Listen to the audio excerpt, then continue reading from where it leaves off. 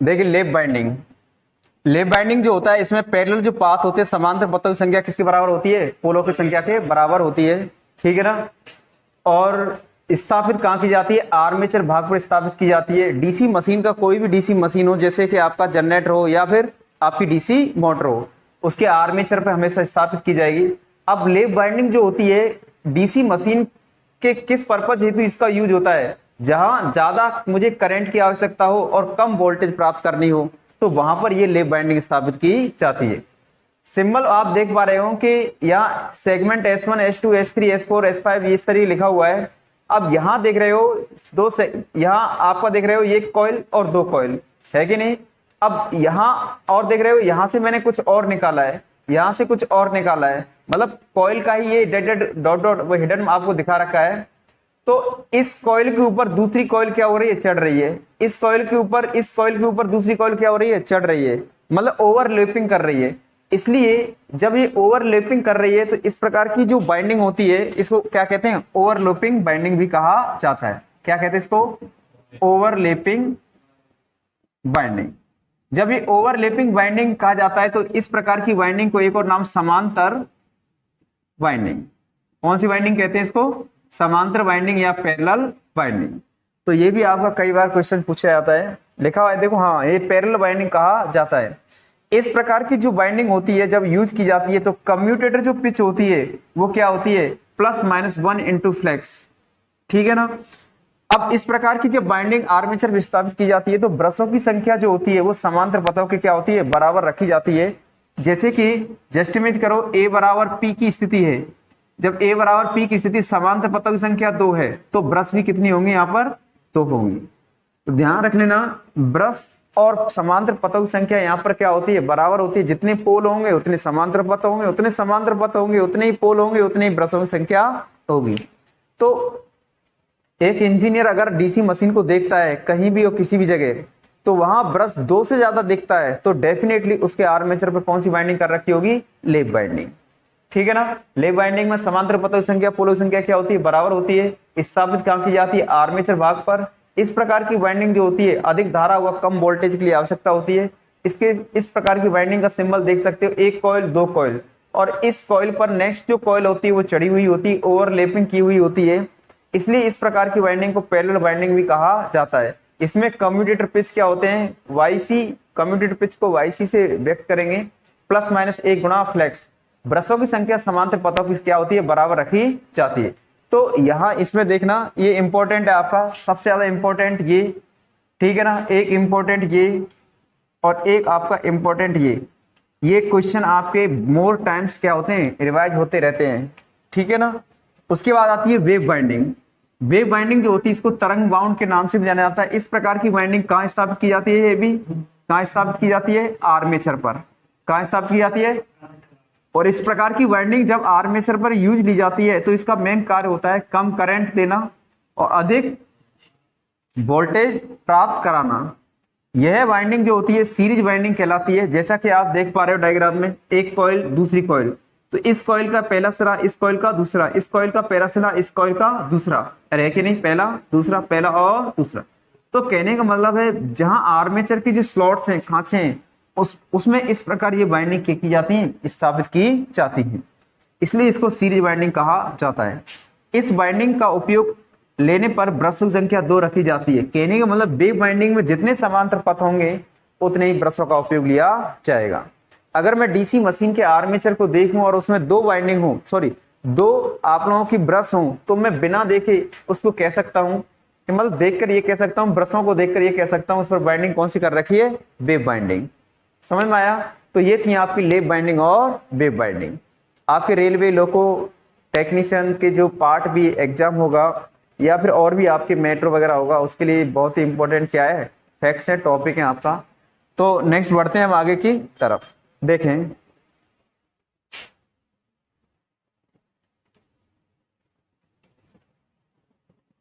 देखिए DC machine में जो बेयरिंग जो होती है उनका मेन उद्देश्य क्या है, वो किसकी बनी हुई होती है और इन बेयरिंगों से क्या फायदा हम लोगों को मिलता है।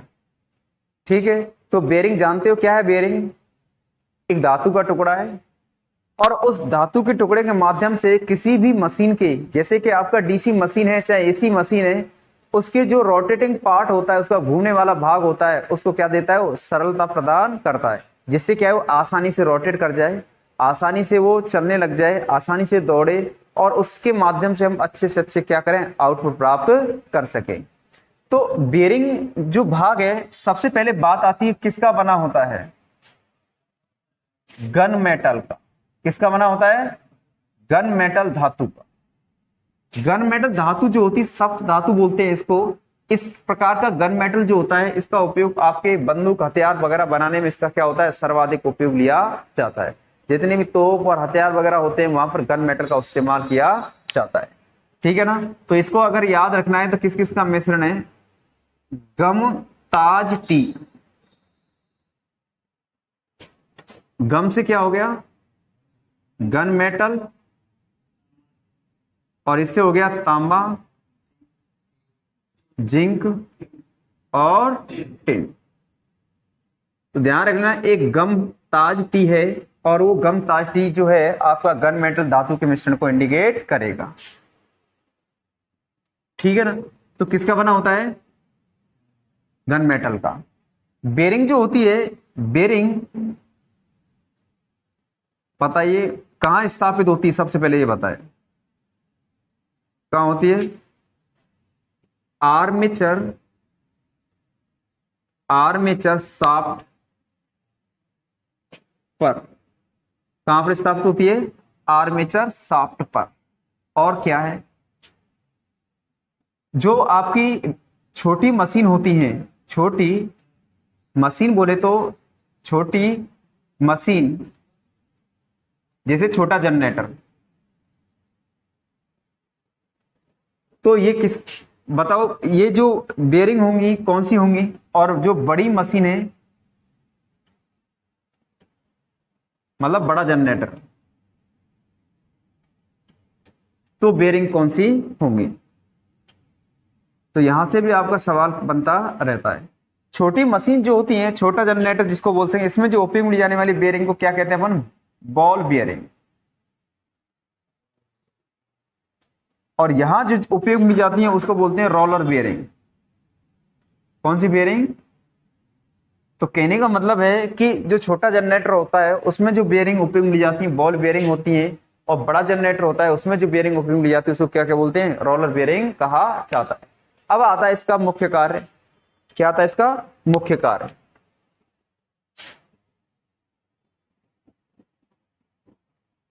क्या है इसका मुख्य कार्य, आर्मेचर को, आर्मेचर को सरलता से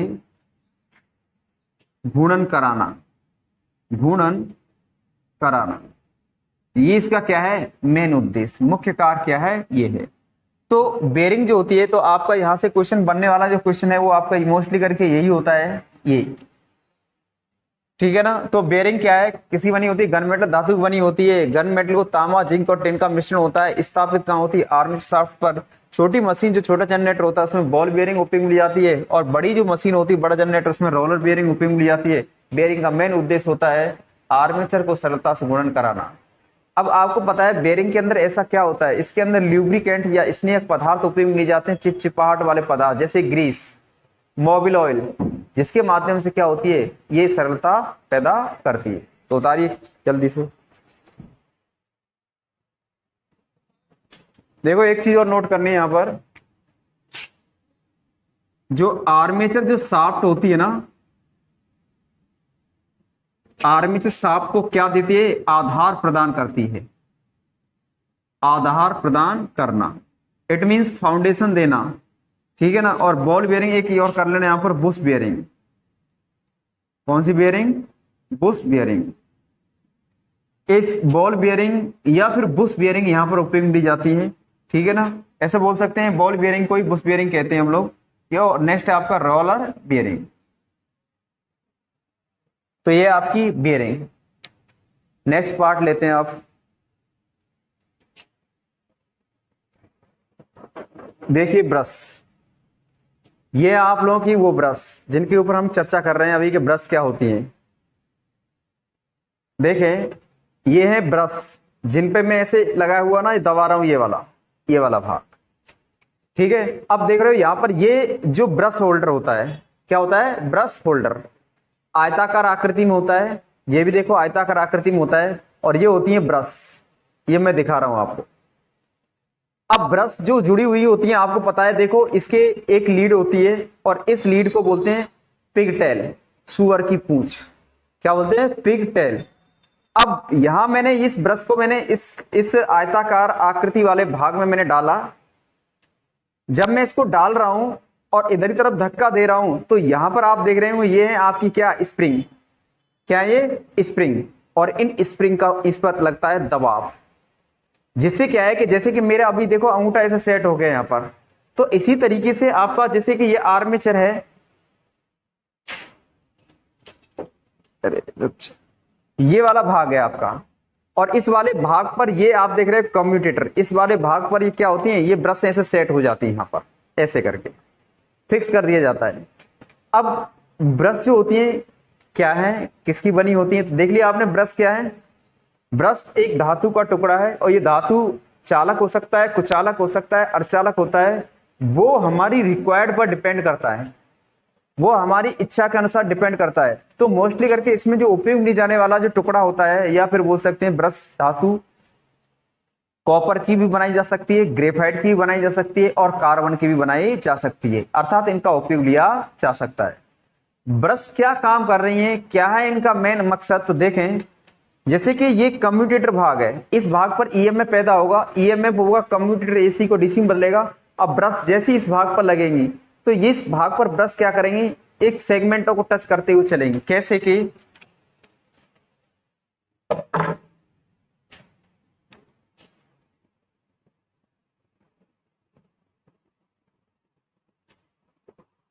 ये कम्यूटेटर वाला हिस्सा है। अब ब्रश जो है ना वो ऐसे होगी भैया,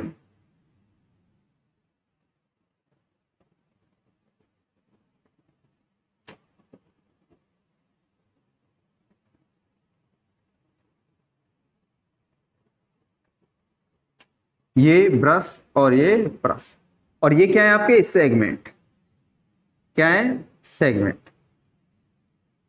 S1 S2 नाम दे दिया मैंने, ठीक है ना।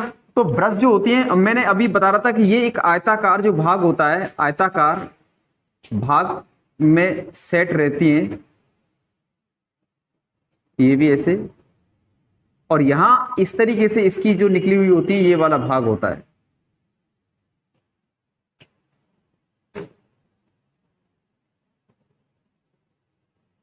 ये स्प्रिंग होती है इसमें, मतलब ब्रश को अंदर की तरफ धकेलने के लिए किसका उपयोग लिया जाता है, स्प्रिंग का। अब इसने क्या किया, कम्यूटेटर का क्या काम था, एसी को डीसी में बदलना। अब ब्रश ने क्या किया, जैसे इसने एसी को डीसी में बदला, तो ये डीसी करंट को किसको भेजता है, बाह्य सर्किट को। किस सर्किट को भेजता है, अरे बाह्य सर्किट, एज ए जो भी कोई लोड होगा उस लोड को भेजेगा।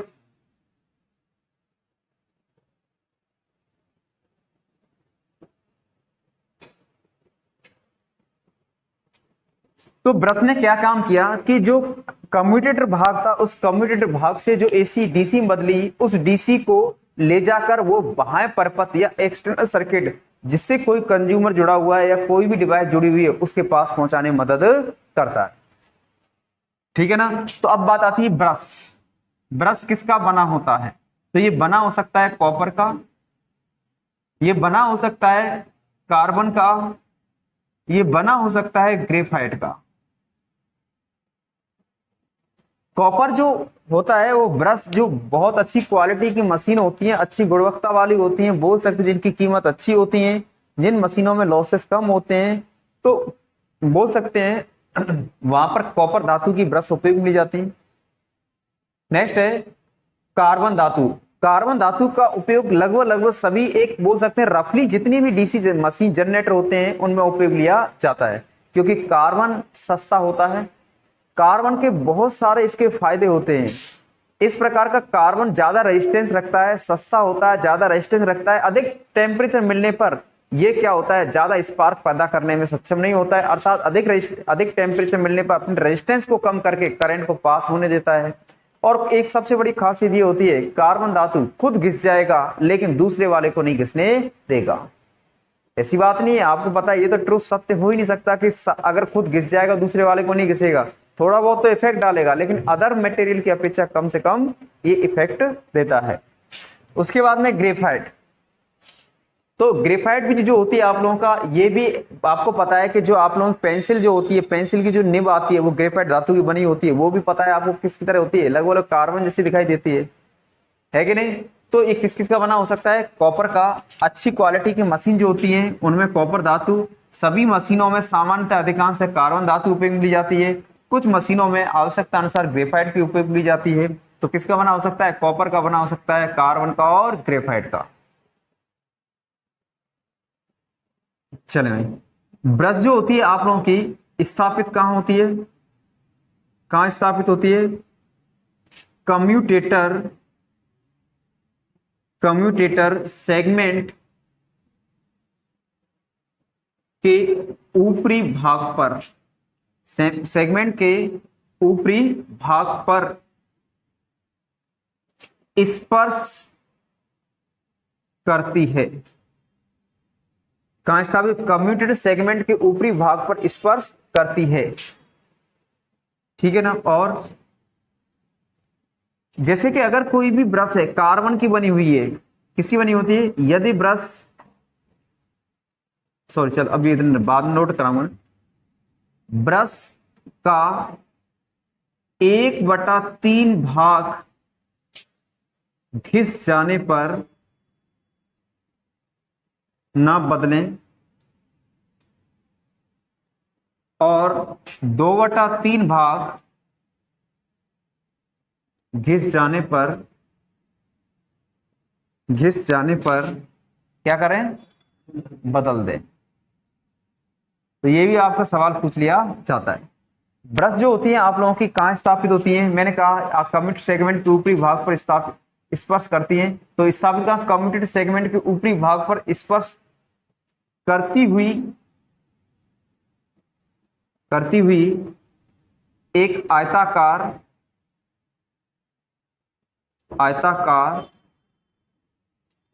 बॉक्स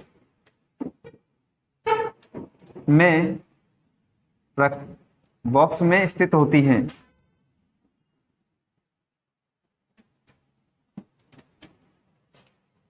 ठीक है, तो ब्रश देखिए आपको। अब बात आती है कि जो अगर कोई ब्रश है आपकी स्पर्श करती हुई चलती हैं, अगर ब्रश कार्बन की बनी है, कार्बन ब्रश प्रति ब्रश वोल्टेज ड्रॉप 1 वोल्ट रखती है। अगर आपकी कार्बन की ब्रश 2 हैं तो 2 वोल्टेज ड्रॉप रखेगी। अगर आपकी ग्रेफाइट ब्रश है, कौन सी ब्रश है, ग्रेफाइट ब्रश है, तो प्रति ब्रश वोल्टेज ड्रॉप 0.5 वोल्ट रखती है। पहले यहां तक उतारो, फिर इसके फंक्शन जानेंगे, हम फंक्शनों को लिखेंगे। उतारिए। देखो मुख्य कार्य, देखो इसके मुख्य कार्य क्या है। पहला कार्य है इसका कम्यूटेटर से धारा एकत्रित करना, कम्यूटेटर से धारा एकत्रित करना। दूसरा कार्य है बाह्य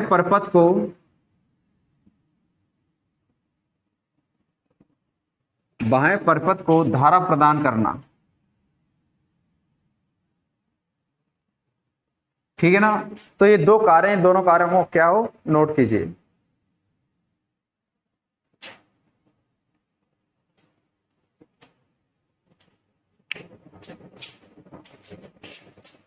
अब मैं बोल दे रहा हूं, वो चीजें छोटी छोटी नोट करते जाओ।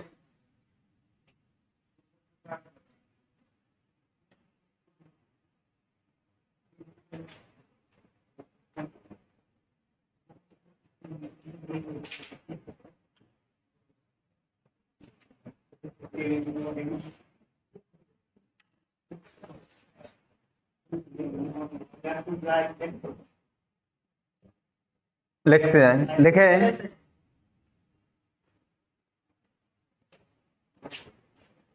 तो ब्रश ब्रश अधिकांशतः मशीनों में कार्बन धातु की ही यूज ली जाती है, उपयोग ली जाती है, क्योंकि यह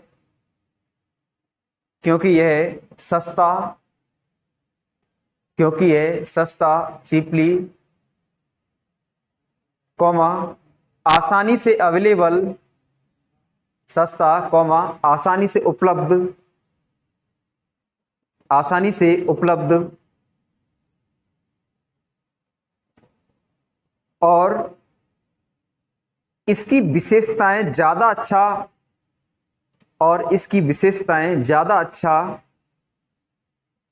कार्य करती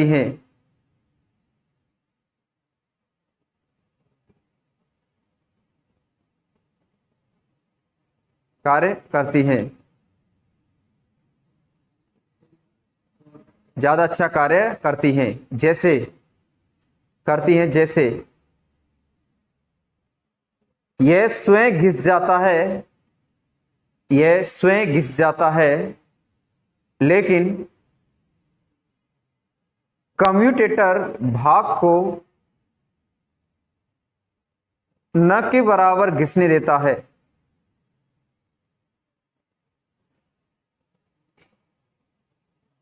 घिसने देता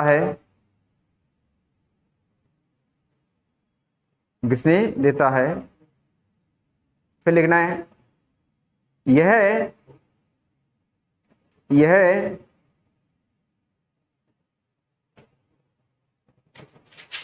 घर्षण प्रक्रिया के माध्यम से ताप को बढ़ाता है और अपना प्रतिरोध कम कर लेता है। ताप को बढ़ाता है और अपना प्रतिरोध कम कर लेता है, और चालकता का गुणधर्म पैदा करता है।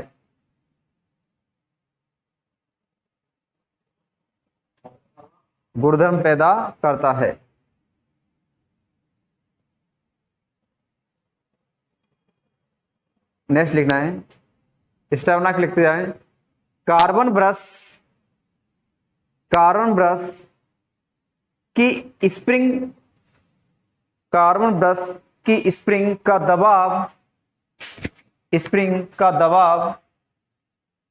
0.1 से 0.25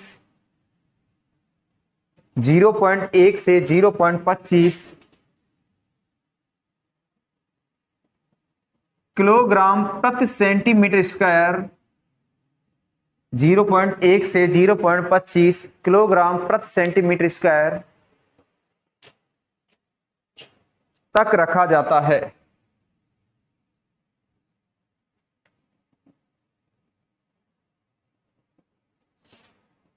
नेक्स्ट लिखना है,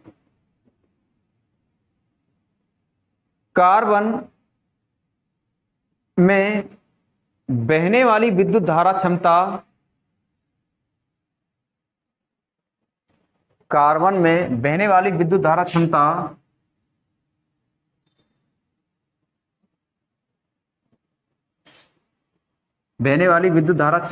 या घनत्व 4 से 6 एम्पियर पर सेंटीमीटर स्क्वायर होता है। 4 से 6 एम्पियर पर सेंटीमीटर स्क्वायर होता है।